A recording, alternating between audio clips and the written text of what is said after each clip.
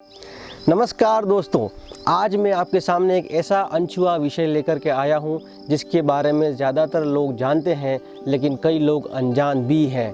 हमारे देश में लगभग 3 करोड़ लोग निसंतानता का शिकार हैं और इनकी तादाद तेज़ी से बढ़ती जा रही है। संतानः परिवारस्य भूषणम, संतान ही परिवार का आभूषण है। किसी ने क्या खूब कहा है, गम की चोटें जख्मों पर फौलाद से ज़्यादा क्या होगी, माँ की दौलत दुनिया में औलाद से ज़्यादा क्या होगी। औरत के गर्भ में जब एक नवजीवन आकार ले रहा होता है तो अनगिनत एहसास पलने लगते हैं।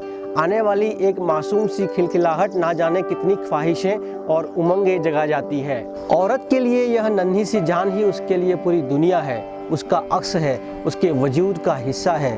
दुनिया की सारी खुशियाँ फीकी पड़ जाती है जब कोई तुतलाती हुई आवाज़ उसे माँ कहकर पुकारती है। ईश्वर की उच्चतम कृति है बालक। कुदरत ने नवजीवन के सृजन और उसे संसार में लाने का नायाब तोहफा केवल और केवल औरत को ही दिया है। लड़कपन है, चंचल मन है, ये वो अनमोल रत्न है जिससे घर में जश्न है। औरत स्वयं को संपूर्ण तब समझती है जब ईश्वर का दिया हुआ नायाब तोहफा उसका बालक उसके हाथों में हो, लेकिन ये खुशियाँ सभी के नसीब में नहीं होती।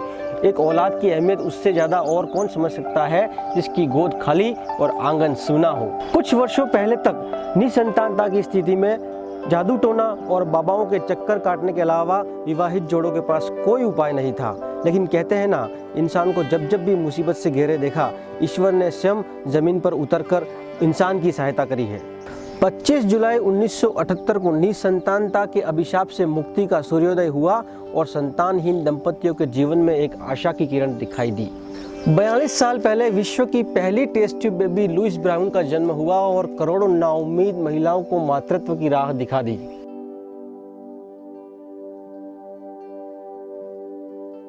एडवर्ड और स्टेप्टो की असिस्टेड रिप्रोडक्शन तकनीक की बदौलत लेस्ली की कोख से लुइस ब्राउन ने जन्म लिया। यूनाइटेड किंगडम में निवासरत ब्राउन दंपति वर्षों से प्राकृतिक रूप से गर्भधारण करने हेतु प्रयासरत थे, परंतु लेस्ली की फेलोपियन ट्यूब में अवरोध होने के कारण असफल रहे।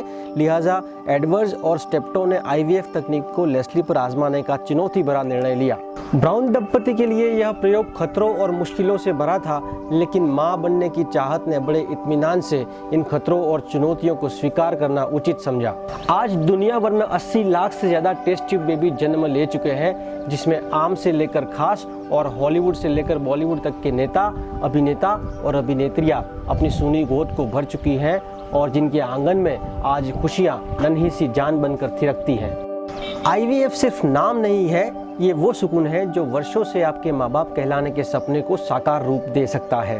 हम तकनीक के युग में जी रहे हैं और उच्चतम तकनीकों का प्रयोग कर रहे हैं, लेकिन बात जब निसंतानता के इलाज की आती है तो हम पीछे हट जाते हैं। अपनी समस्याएं छिपाए नहीं, हमसे साझा करें। गीतांजलि हॉस्पिटल आपके मुश्किल सफ़र में हम सफ़र बनकर आपके साथ है। आप लोनलीनेस को हैप्पीनेस में बदल सकते हैं। विश्व IVF दिवस के उपलक्ष्य में गीतांजलि परिवार की ओर से कोटि कोटि शुभकामनाएं।